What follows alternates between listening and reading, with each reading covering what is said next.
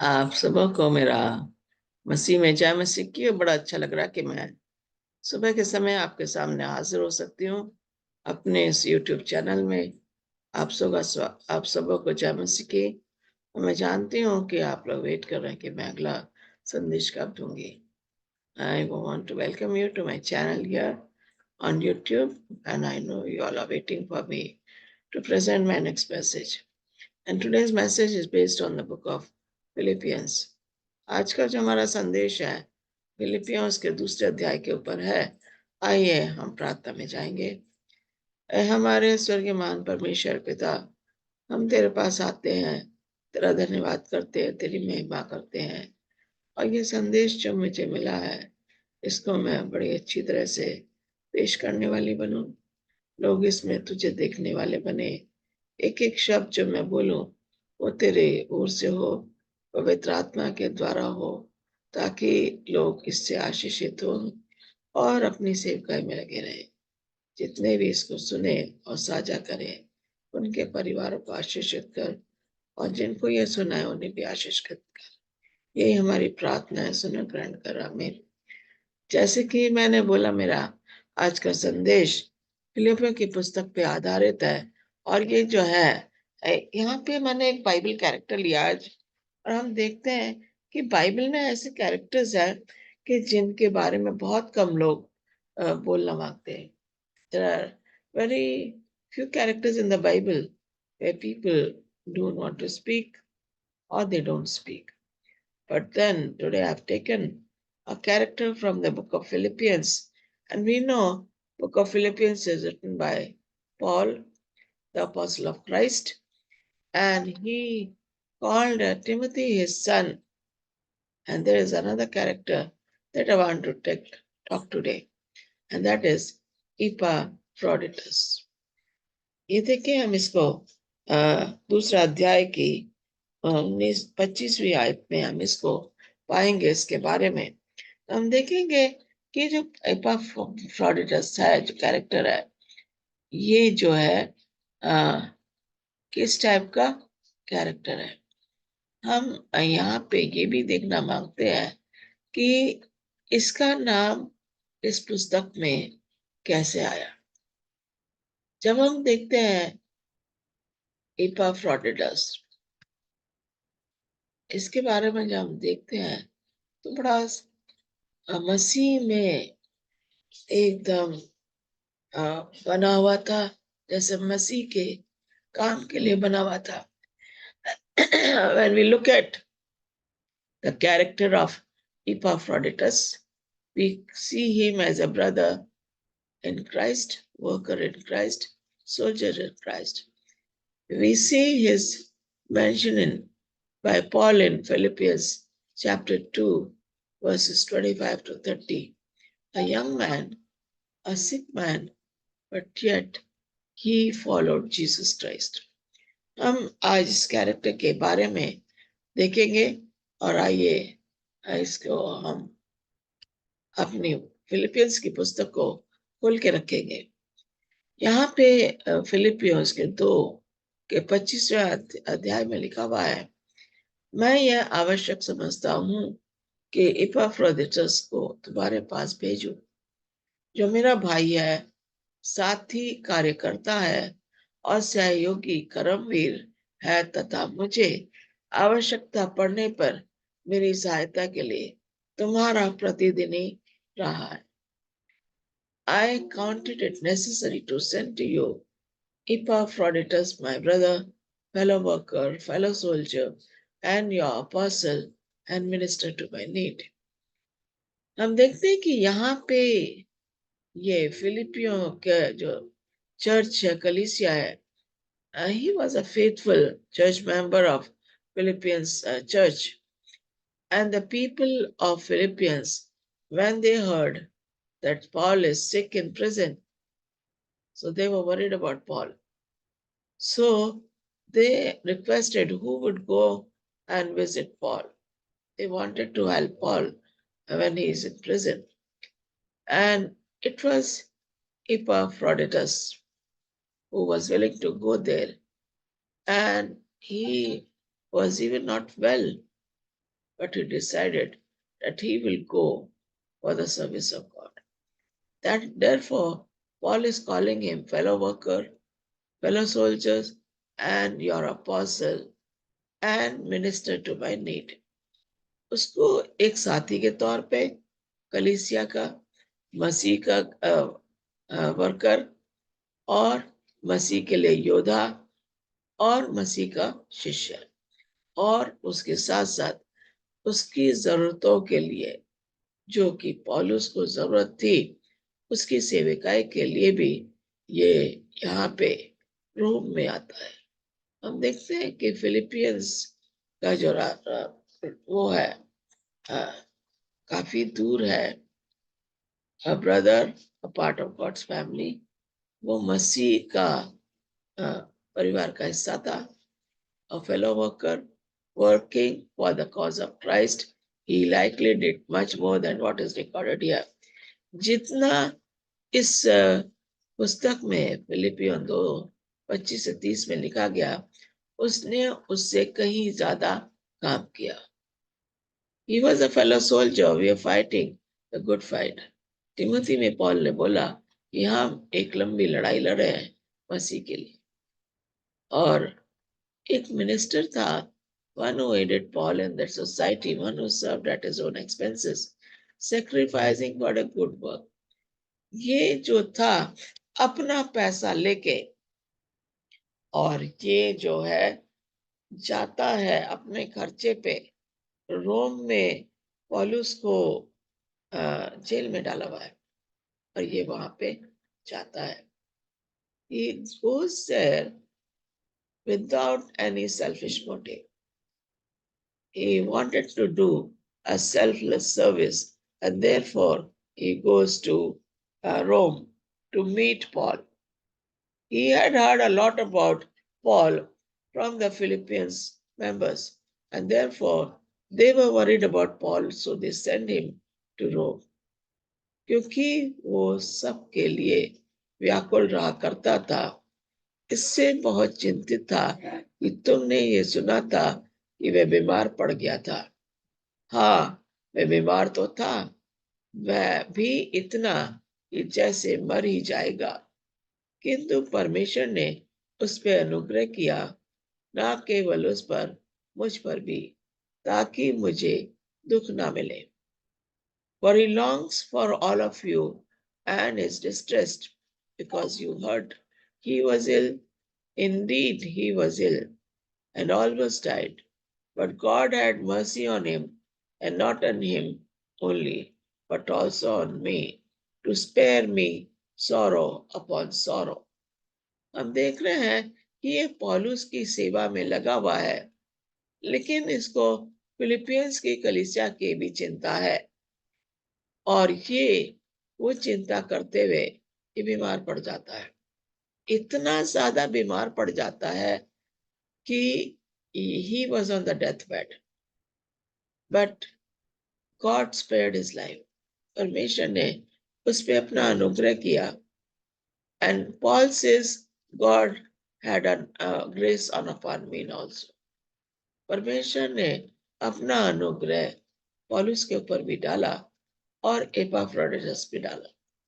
हम देखते हैं पौलुस कहता है, मुझे दुख पर दुख ना मिले।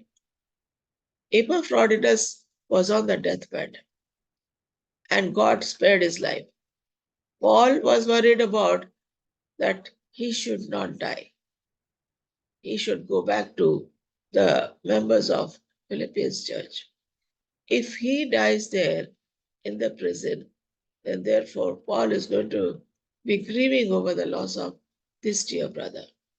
And therefore he did not want him to die. He wanted to serve the members of Philippians church.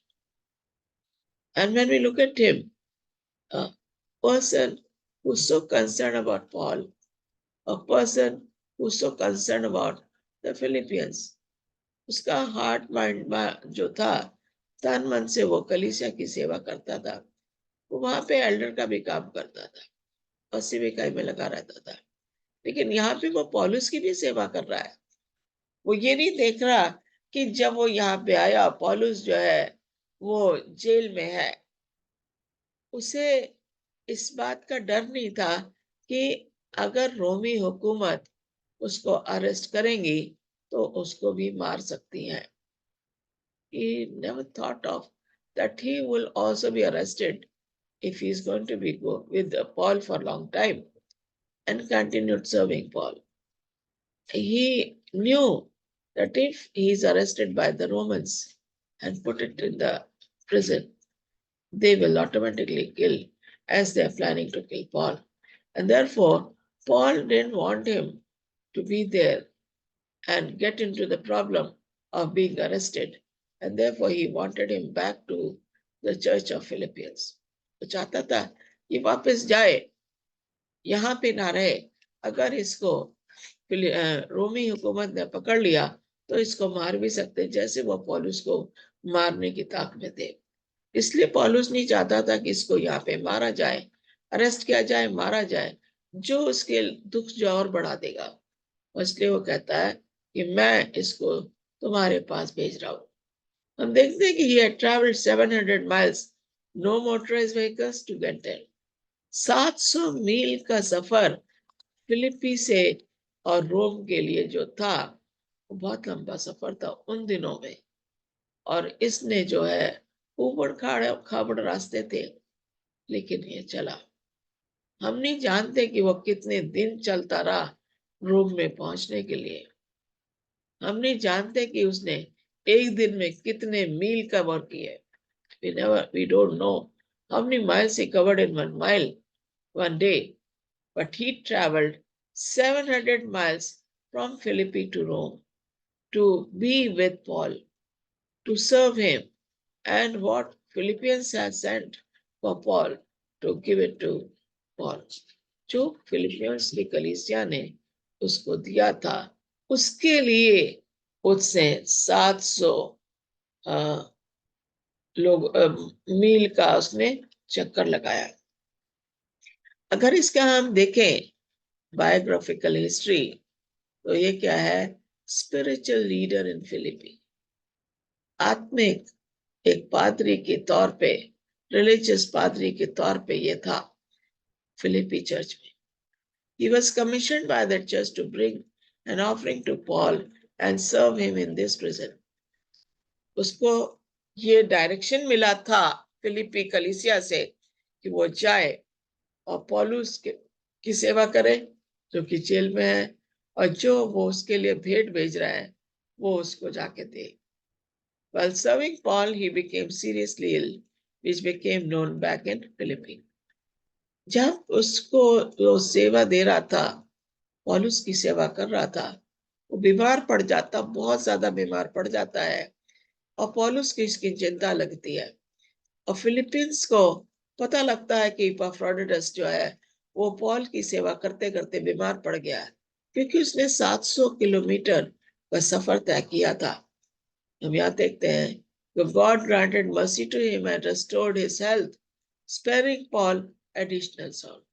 पौलुस को वो दुख जो कि पॉल को फिक्र थी, उससे परमेश्वर ने उसको छुड़ाया और इपाफ्रोडिटस को ठीक किया।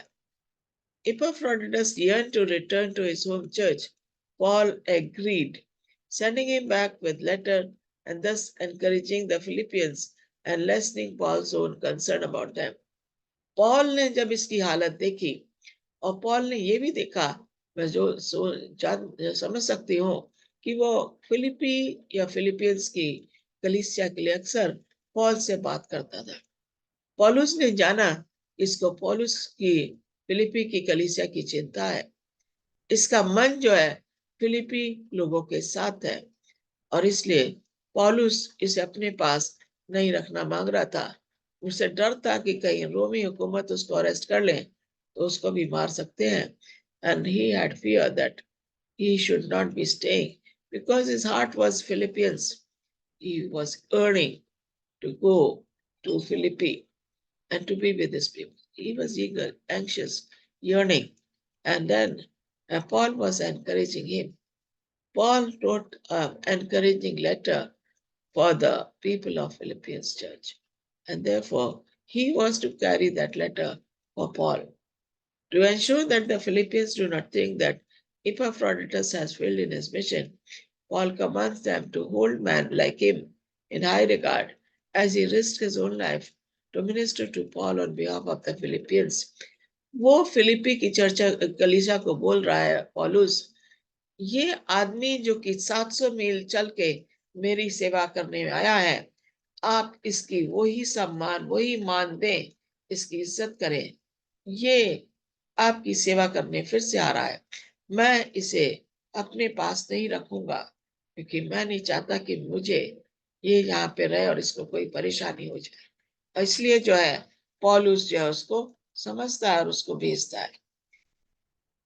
इसलिए मैं उसे और भी तत्परता से भेज रहा हूं, ताकि जब तुम उसे देखो तो एक बार फिर प्रसन्न हो जाओ, मेरा दुख भी जाता रहे। इसलिए प्रभु में बड़ी प्रसन्नता के साथ उसका स्वागत करो।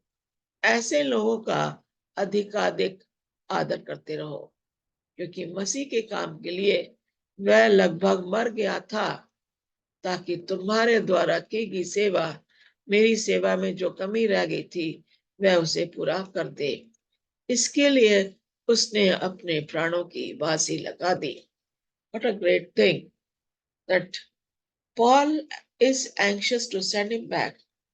Paul knows that he has his heart there in the Philippians church. Paul knows that he is eager to go back to Philippi and serve the people of his church. And therefore, Paul is encouraging him, says, when you see him, be happy, because my sorrow will be gone when he goes and reaches to you. And he says, be happy in the Lord and accept him happily. उसका welcome करो, स्वागत करो। ऐसे लोग जो कि मेरी सेवा करने आए हैं और मेरी सेवा में बीमार पड़ जाते हैं। While serving Paul in the prison, he was sick. He was very sick, very serious, on the verge of death. And Paul didn't want him to die there. It is going to be a double sorrow for Paul. And therefore, Paul is sending him back after God's grace is there, after God has healed him, and now he's ready to go back. So he is asking the people of Philippian church to welcome him. And when he's asking him, he says, he has served me. क्योंकि तुमने उसको भेजा. You sent him with all the gifts for me, and he has served me even to the extent of his death. Therefore, you need to welcome him when he comes back. कह रहा है, उसने मेरी सेवा में कोई कमी नहीं रखी और उसने वो पूरा कर दिया जो मेरे कमी थी। इसलिए उसने अपने प्राणों की भी बाजी लगा दी मेरी सेवा में। हम देखते हैं कि इपाफ्रोडिटस जैसे लोग आज भी कलीसिया में मौजूद है। ऐसी सेवा करने वाले लोग आज भी कलीसिया में मौजूद है, जो स्वार्थ सेवा नहीं करते। वो ये नहीं चाहते कि हमें वापस यहाँ से क्या मिलेगा। वो ये देखते हैं कि निष्पक्ष सेवा वो करते हैं। ये पौलुस के पास गया 700 किलोमीटर, कोई रथ नहीं था, कोई अमीर लोगों के पास होते थे, पैदल ही जाना पड़ता था या खच्चर पे जाना पड़ता था। हमें ये नहीं मालूम कि वो पैदल गया या खच्चर पे गया, लेकिन वो पूरी लगन से 700 किलोमीटर का सफर। रास्ते में उसको काफी अड़चने आई होंगी, लेकिन उसकी एक ही मिशन था कि फिलिपियंस चर्च ने जो उसको काम सौंपा है पौलुस के पास जाने का, he has to do it. He never bothered how many kilometers he had to travel. He never bothered about the money that is going to be spent while traveling to reach Paul. He had no selfish motive. He was doing a selfless service to the people of Philippians and to the people here, man here in Rome. who was in prison. Paul knew anytime they can take away his life, because this was the last days of Paul.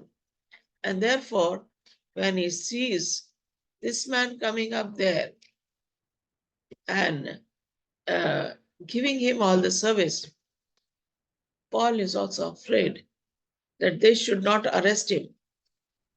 And therefore, he was worried that he should go back. And he need to encourage the people of Philippi. And therefore, he sends a letter and he tells them to welcome this man who has done a selfless service to him to the extent of his life. कौन अपने आप को खतरे में डाल के सेवा करेगा जो इंसान जेल में है? मैं नहीं सोचती कि कोई भी ऐसा सोचेगा।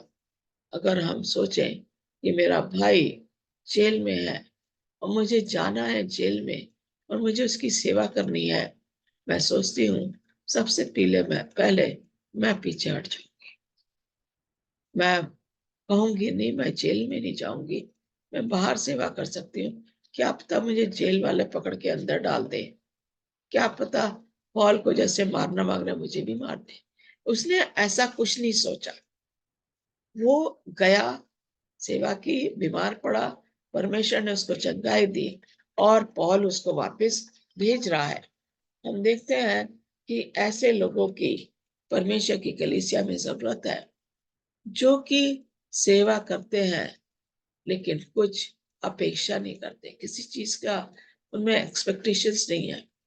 And therefore he says, receive him then in the Lord with all joy and hold men like him in high regard. Receive him in the Lord. परमेश्वर में उसको ग्रहण करो। ये मत सोचो कि वो मुझे छोड़ के जा रहा है। ये सोचो कि इसने मेरी सेविकाई की है, ये बीमार भी पड़ा और परमेश्वर ने इसको चंगा किया, परमेश्वर ने मुझे भी चंगा किया, परमेश्वर ने मुझे भी बल दिया है, हिम्मत दी है। इसका स्वागत करो ताकि ये आपकी कलीसिया की सेवा करता चला जाए। यहाँ पे देखते हैं कि ये जो है कह रहा है, तुम्हें शांति मिले जब तुम इसे देखो, तुम्हें खुशी और आनंद मिले जब तुम इसे देखो। Yes, God needs people like Epaphroditus, a young man like Timothy, and this is two people in the life of Paul who became very close to Paul. We know about Timothy. Paul calls him his son, and when he sees the services of Epaphroditus, he is overwhelmed. He is overjoyed how this man was serving him in the prison without anything in appreciation. Therefore, Paul appreciates his services. उसकी सेवा को वो ग्रहण करता है, उसको accept करता है, उसको बड़े प्यार से बात करता है, उसे बड़े प्यार से समझा के वापस फिलिपी चर्च भेजता है ताकि वो फिलिपी चर्च में उनकी सेवा कर सके। हम देखते हैं कि यहाँ पे पौलुस को बड़ी चिंता है। ये कह रहा है 30वीं आयत में, क्योंकि यह मसीह के काम के लिए अपने प्राणों पर जोखिम उठा के मृत्यु के निकट आ गया था, ताकि जो घटी तुम्हारी ओर से मेरी सेवा में हुई उसे पूरा कर सके। ये उसकी सेवा करते करते बीमार पड़ गया, मृत्यु शैया पे बैठा था। परमेश्वर ने इसकी सुधि ली, पौलुस ने उसके लिए प्रार्थना की और वो चंगा होके, पौलुस उसको रोम में नहीं चाहता था कि कोई परेशानी में पड़े, और उसने वापस उसे फिलिपी भेजा। और वो चाहता है कि इसको लोग बड़े आनंद से इसका स्वागत करें और अपने चर्च में खुशियां मनाएं, ताकि ये अपनी फिलिपी चर्च को पूरी सेवा दे सके। परमेश्वर आपको आशीष दे। यही हमारा वचन है जो कि हम देख रहे हैं कि किस तरीके से परमेश्वर अपने लोगों की सुधि लेता है, चाहे वो बीमार हो, चाहे वो सेवा में है, लेकिन परमेश्वर हमारा परमेश्वर है। हमें उसकी सेवा में लगे रहना चाहिए। ये नहीं सोचना है कि मुझे क्या करना है, क्या इससे मुझे फायदा होगा। नहीं, when we are serving God, we should not think anything to be benefited, because God always blesses us without we being asking Him. So let's continue to be in service for God and continue serving through His messages to the other people. God bless you. प्यारे खुदावन, हम शुक्रगुजार करते हैं तूने मौका दिया कि हम इस संदेश को लोगों तक पहुंचा तक सके। हमारे साथ हो, लोगों के साथ हो, जब ये पैगाम को साझा करते हैं, बीमारों के लिए प्रार्थना करते हैं, उनको चंगाई दे। तू महान परमेश्वर है, तू अपने लोगों की देखभाल करता है, उनकी सेविकाई को एक्सेप्ट करता है, हमारे पापों को क्षमा करता है। अब हम अपने पापों की क्षमा मांगते हैं, हमारी इस प्रार्थना को सुन ग्रहण कर। आमीन। आमीन। परमेश्वर का आपको आशीष दे। और मैं जल्दी ही अगले